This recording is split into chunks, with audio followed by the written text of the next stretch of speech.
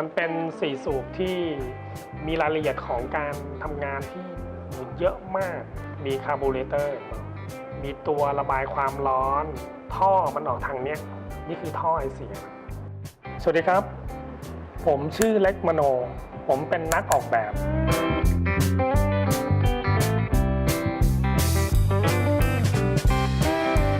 และเป็นนักสะสม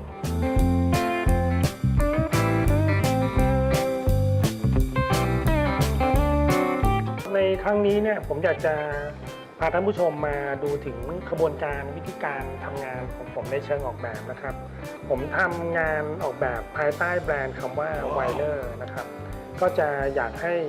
ลองดูงานอันนี้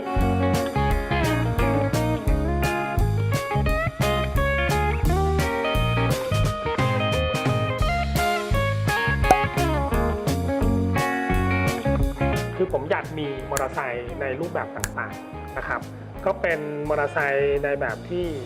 เราอยากจะมีส่วนร่วมในการออกแบบได้ใช่ไหมก็อยากจะสร้างมันทั้งคันเลย โดยทำให้มันเป็นรูปทรงจากจินตนาการของเราออกมาเป็นสิ่งที่เราจับต้องได้จริงๆก็ทำเป็นโมเดลนี้ขึ้นมาจากกระบวนการคิดถึงแมคานิกนะฮะการมัดถักร้อยในความชำนาญของคนก่อน ผมเห็นว่าคนไทยเนี่ยมีสกิลของการแบบทำพวกเนี้ยที่แบบเก่งมากเลยแล้วก็คนที่ทำงานชิ้นเนี่ยก็มีวิธีการคิดในแบบแมคานิกนะครับมันสอดคล้องกับการทำงานในแบบเชิงลึกก็คือมันมีการมัดแบบไหนการถักยังไงการร้อยแบบไหนโดยที่มันล็อกในตัวของมันเองได้นะครับก็เป็นความยากแบบหนึ่งที่ผมเห็นว่าอันนี้มันท้าทายส่วนประกอบหลักของมันก็คือมีเป็นลวดนะครับลวดที่เราใช้เนี่ยมันไม่ได้เป็นลวดปกติมันจะต้องเป็นลวดชนิดหนึ่งที่มันมีความเงานะครับก็คือส่วนผสมของมันเนี่ยต้องตอบสนองระยะเวลาด้วยก็คือว่ามันอยู่ของมันแบบนี้เป็นระยะเวลาหลายๆปีเนี่ยมันก็ยังเงาอยู่ได้ส่วนที่เป็นส่วนผสมรองเนี่ยก็คือผมก็เลือกที่จะใช้อลูมิเนียมของกระป๋องนะฮะเราก็เลือกที่จะเอามันมาเป็นส่วนผสมของงานในชิ้นนี้ด้วยเช่นกันนะครับก็อาจจะยกตัวอย่างเช่นอันนี้เลยอันเนี้ยผมแทนมันด้วยเบาะนั่งเนอะมันก็จะมีตัวเลขของมันก็คือจริงๆแล้วมันคือก้นกระป๋องนั่นเองนะครับในรถ1คันเนี่ยประกอบไปด้วยกระป๋องประมาณ20ใบนะครับผมเคยนับออกมาแล้วนะครับไม่ว่าจะเป็นกระทะล้อเป็นเบาะนั่งเป็นป้ายทะเบียนแบบนี้นะครับหรือว่าจะเป็นฝาครอบเครื่องแบบนี้ก็คือล้วนแล้วแต่ทำมาจากกระป๋องแล้วก็ยังมีส่วนผสมจากธรรมชาติวิธีการคิดก็คือเราอยากจะเอาของที่มันตกหล่นอยู่แล้วอยู่ในพื้นในสวนอะไรเงี้ยฮะเราก็ลองมาผ่าดูแล้วก็ลองมากำหนดมันว่าเอ๊ะมันน่าจะเป็นตัวถังใส่น้ำมันได้ของรถคันหนึ่งนะฮะรวมถึงเป็นบังโคลนได้อะไรพวกนี้มันก็เป็นความสร้างสรรค์แหละของการทำงานนะครับอันนี้เป็นโครงสร้างของรถโมเดลที่ผมทำเนอะมันอาจจะอินสปายมาจากรถมอเตอร์ไซค์ที่เราเห็นอยู่ทุกวันนี้แหละแต่เนื่องจากว่าถ้าเราจะออกแบบตรงเฟรมตรงคานกลางเนี่ยให้มันมีส่วนโค้งเนี่ยเราจำเป็นต้องคิดถึงว่าเครื่องของมันจะอยู่ในตำแหน่งแบบไหนใช่ไหมฮะทั้งหมดเนี่ยเราก็ขึ้นมาจากเส้นลวดแหละก็จะมีความพิเศษคือว่าเฉพาะเฟรมกลางเนี่ยเท่านั้นที่เราจะใช้เป็นท่อนะฮะเป็นท่ออลูมิเนียมแล้วก็เจาะรูเพื่อที่จะยึดตำแหน่งถังน้ำมันยึดตำแหน่งของเครื่องได้นะครับอันนี้เป็นเครื่องยนต์เป็นนวัตกรรมเลยนะครับเห็นไหมว่ามันเป็นสูบคู่นี่มันเป็น2ก้อนแบบนี้นะฮะมันก็จะต้องมีคาร์บูเรเตอร์ก็คือชิ้นนี้ด้วยเหมือนกันใช่ไหมมันเป็นคาร์บูเรเตอร์แบบเหมือนปากแต่แบบเนี้ยเห็นไหมว่าถ้าเราจะทำให้มันใกล้เคียงความเป็นจริงมันเล็กน้อยมันยิบย่อยไปหมดเลยรวมถึงฝาปิดสูบเนี่ยก็เอาตัดจากกระป๋องเนี่ยมาแปะด้านบนเห็นไหมแล้วก็มีวิธีการยึดซ้ายขวาบนล่างเนี่ยให้มันเหมาะสมแล้วก็รวมถึงด้านข้างเห็นไหมครับจะมีเส้นของลวดเนี่ย ยึดคีบเพื่อระบายความร้อนตรงเนี้ยผมสมมุติว่ามันเป็นคีบระบายความร้อนของเครื่องนะอันนี้ก็คือ1สูบว้าวมันมีความน่ารักในวิธีการทำงานมันค่อนข้างจะเสมือนจริง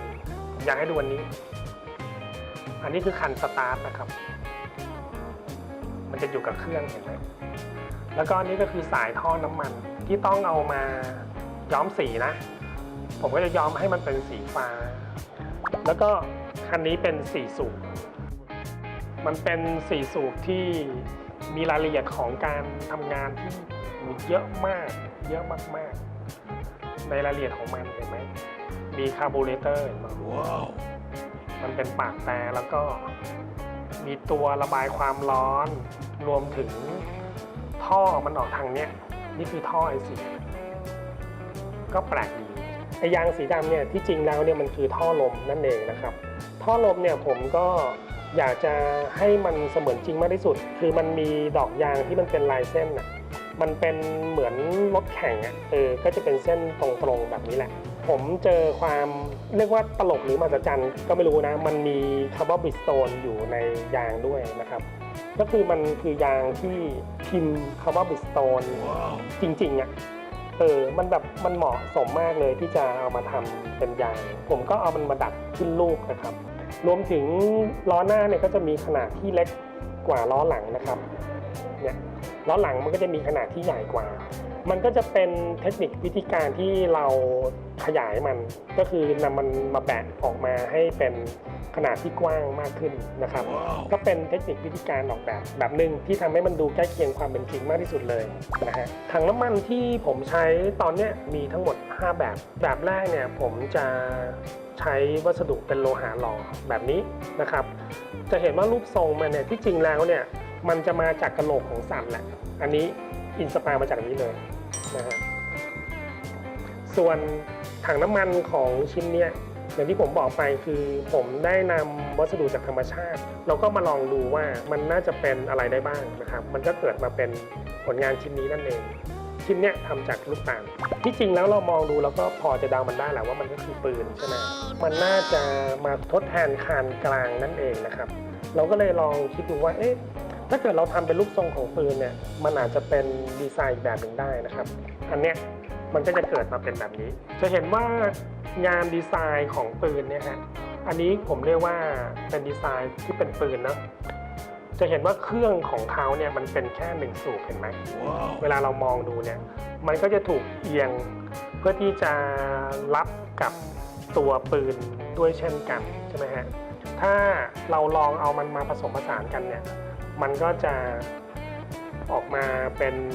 อีกสไตล์หนึ่งที่ไม่เหมือนกันเลยเราใช้ลวดขนาดเล็กใช่ไหมทดแทนว่ามันเป็นซี่ลวดของมอเตอร์ไซค์จริงๆนะครับแล้วก็ขึ้นโครงตรงกลางเนี่ยจะเห็นว่าตรงกลางเนี่ยมันก็จะต้องมีชิ้นเอาไว้แบบยึดแกนด้วยเมื่อทำมาเสร็จเนี่ยมันจะกลายเป็นแบบนี้นี่มันก็จะถูกขัดไขว้กันให้ออกมาแบบเสมือนจริงใช่ไหมอันนี้มองใหม่ด้านหนึ่งก็จะเห็นว่ามันมีดิสด้วยเหมือนกันมันก็คือแผ่นกระป๋องนั่นแหละและในครั้งนี้ผมได้พูดถึงขบวนการออกแบบตั้งแต่ผมจินตนาการนะครับจนออกมาถึงเป็นชิ้นงานที่เป็นต้นแบบนั้นได้นะครับมันจะประกอบไปด้วยวัสดุอะไรหลายๆอย่างที่ผมได้พูดไปนะครับและในครั้งหน้าเนี่ยผมก็จะได้พูดถึงการลงลึกถึงรายละเอียดของวิธีการทำงานตลอดไปจนถึงการออกแบบดีไซน์ในเรื่องของแพ็กเกจที่จะนำชิ้นงานอันนี้เข้าไปบรรจุอยู่ในนั้นนะครับทุกสิ่งทุกอย่างมันต้องผ่านกระบวนการออกแบบจนไปถึงสุดท้ายเลยนะครับ